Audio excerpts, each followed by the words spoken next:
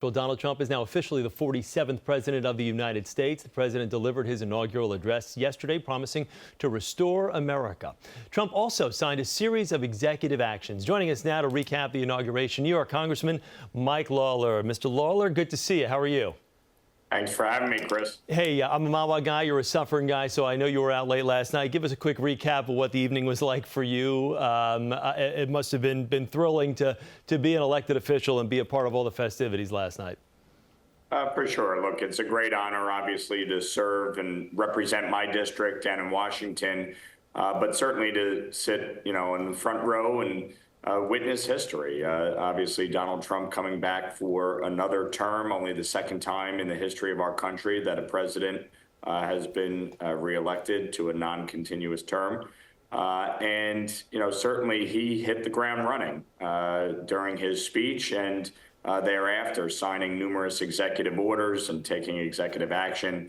And then, of course, last night attending three balls. My wife and I were there at one of them, and certainly, the enthusiasm is high. People want to see our country move in a better direction economically, securing our border, and dealing with the international crises around the globe. So a lot of work to do, and we're hitting the ground running today. But safe to say, I think we can all agree, it was quite a first day. Over 200, just about 200 executive actions signed yesterday, executive orders. What stood out most to you of all that was done yesterday? And it was a lot. What to you stood out most?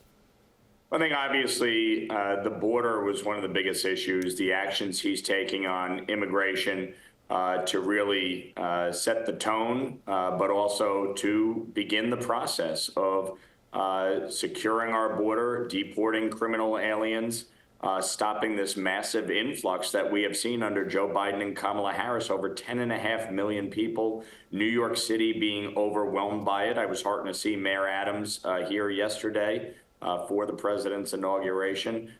We need to work together, Republicans and Democrats, to address the challenges facing the country, but especially when it comes to immigration. And speaking of someone who does work across the aisle, I know you, Josh Geinheimer, you're one of the gentlemen elected officials very good about having a bipartisan look at things. I want to talk to you about congestion pricing in just a second. But as it relates to the mass deportations, have you been told or given any idea of what that's going to look like, here in New York?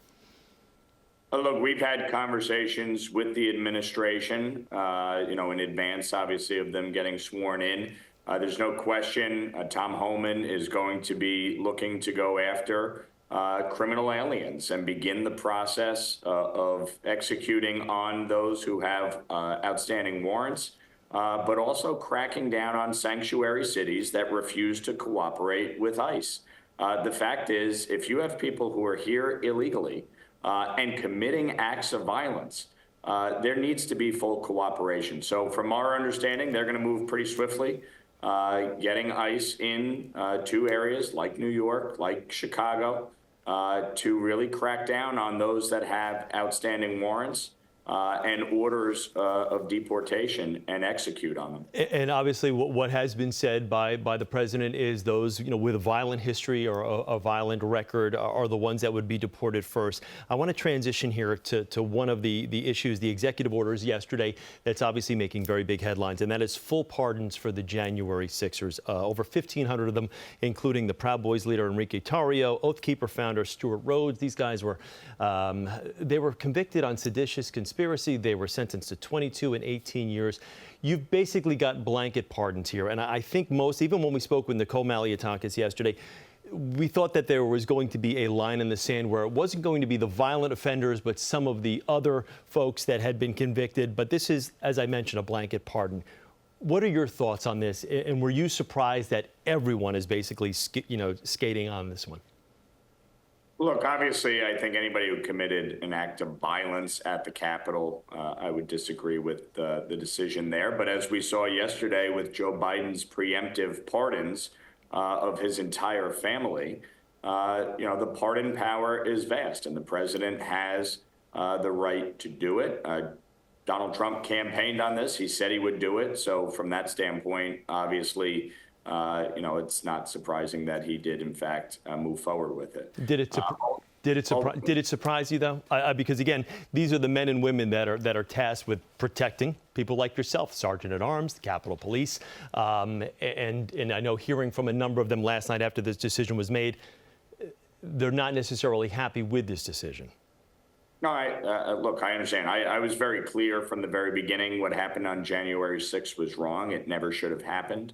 And I fundamentally believe those who committed acts of violence should always be held accountable. So, look, obviously, I disagree with the decision, but ultimately, this is the power of the presidency and the power of the party. Let me ask you about salt taxes. It's something that we've been talking about for people in the tri-state area. I know the drum is beating louder and louder to maybe get this cap released to such a point where it doesn't affect your constituents, people in the tri-state area. Hearing anything on that?